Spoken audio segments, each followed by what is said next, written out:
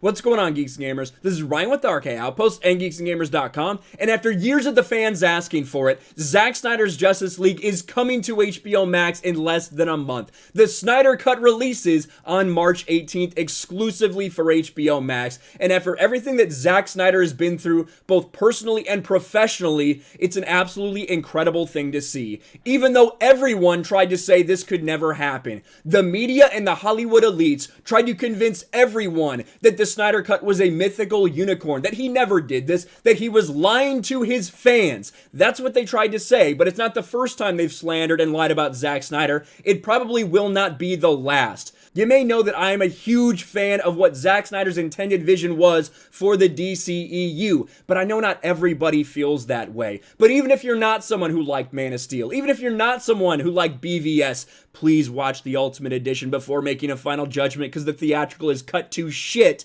Even if you're not one of these people, I think it's pretty easy to look at this as a huge win, not only for Zack Snyder, but as fans in general. A fandom fought the Hollywood elites and they won. The fandom fought the media and they won. Even though all of these things were stacked against them, the fans ended up winning. They listened to the fans, and Zack Snyder got to put out his true vision of Justice League. Now, this huge article came out on Vanity Fair. I wanted to talk about a couple things in it because I think there are still people that don't quite understand everything that went down behind the scenes. There are people that still think that this is just, it's just a longer version of the movie that Joss Whedon cut to shit in 2017. This Vanity Fair article, I highly recommend that everyone read it. I'm going to put a link to it in the description below because it's far too deep. There's so much stuff in here to cover in one video. I actually did a stream about it on my second channel. I'll put that in the pinned comment below, or I've been talking a lot of Zack Snyder stuff lately.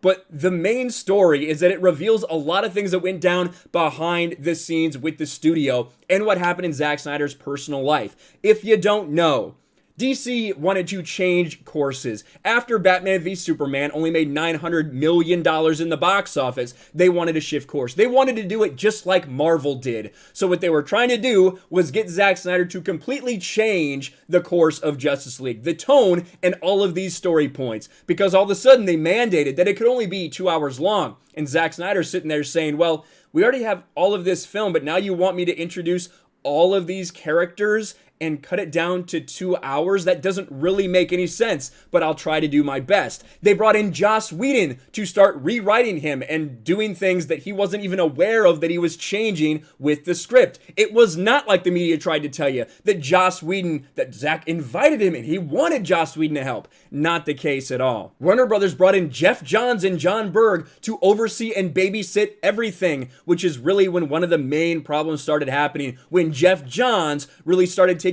creative control of the direction of Justice League. And in the midst of all of it, which I think is maybe if you don't read anything else of this article, there is a part here where it goes very deep into the history of his daughter, Autumn.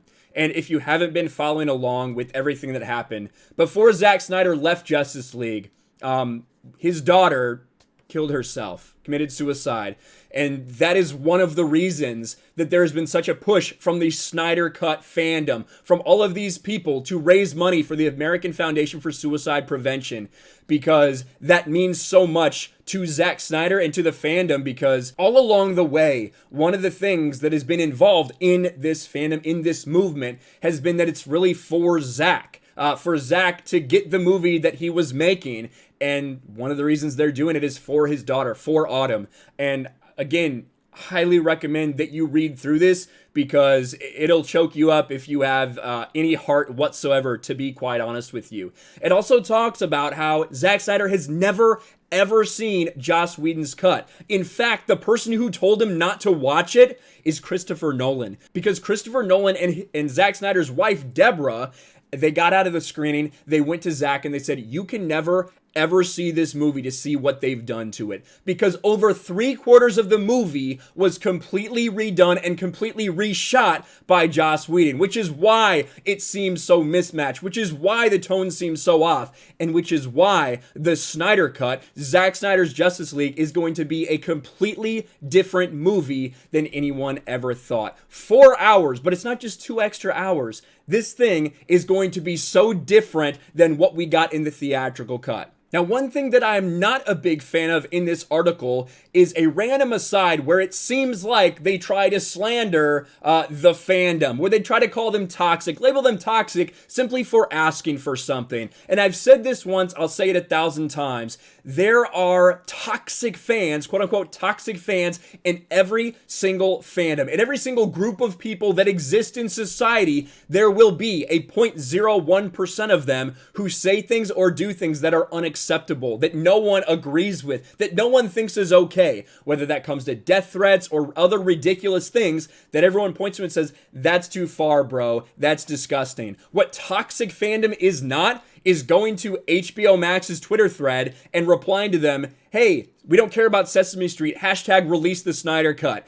That's what some of these people are trying to pretend is toxic. And in fact, they even have a woman in there who has bashed Zack Snyder repeatedly over and over and over again, saying, well, this fandom, it just seems like it's very toxic and related to Zack Snyder's fans. Shut the fuck up and stop talking shit, and maybe people won't throw shit back at you. But again, that's how these weirdo journalists are. That's how these members of the media tend to be. The article does go into with all of these things that the studio was wanting to change and wanted him to completely redo his movie, combined with his family suffering after the loss of his daughter. Zack Snyder decided to step away. He did not pick Joss Whedon to replace him. That was the studio's decision, heavily influenced by Jeff Johns himself. And of course, Joss Whedon came in. We know what he did. He massacred the movie, rewrote and reshot about 3/4 of Justice League from what Snyder can gather. When fans ask him about the details of the movie that bears his name, he usually has no idea what they're talking about. It's pretty interesting, actually. A lot of the things that people despise about this movie, Zack Snyder wasn't even involved in. But they left him as director so he could take all of the blame, because Warner Brothers knew that it was going to be garbage. But despite all of that, the fans kept up the hope, the fans kept up the belief that the Snyder Cut could happen, that the Snyder Cut was real and that it was out there. And they were right, because after years of asking for it, even to the point of getting Gal Gadot and Ben Affleck to tweet out, release the Snyder Cut, Warner Brothers came to Zack and they said, hey, listen, it's obvious that these people want something. It's obviously that there's a demand here. We want to do something with this. But it wasn't what it ended up being. At first, look at what Zack says they wanted to do.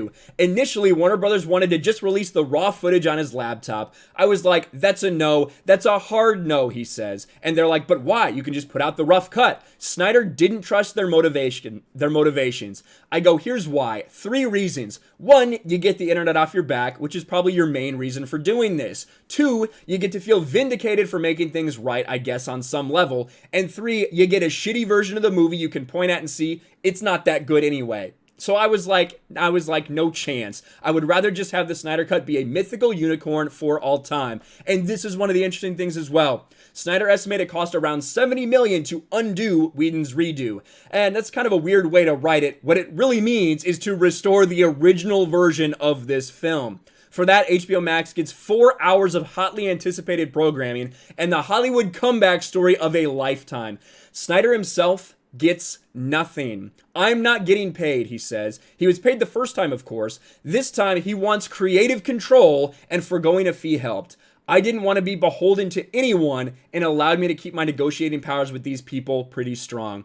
So Zack Snyder is doing this for his vision and for the fans. This is not some grift. This is not so that he can get more money out of people. He's doing it for free. He's doing it for the fans. He's doing it for Autumn. He's doing it for everyone. And again, if you don't know much about this, I would really recommend checking out this Vanity Fair article. A couple things I don't agree with, especially their views about the toxic fandom, quote unquote.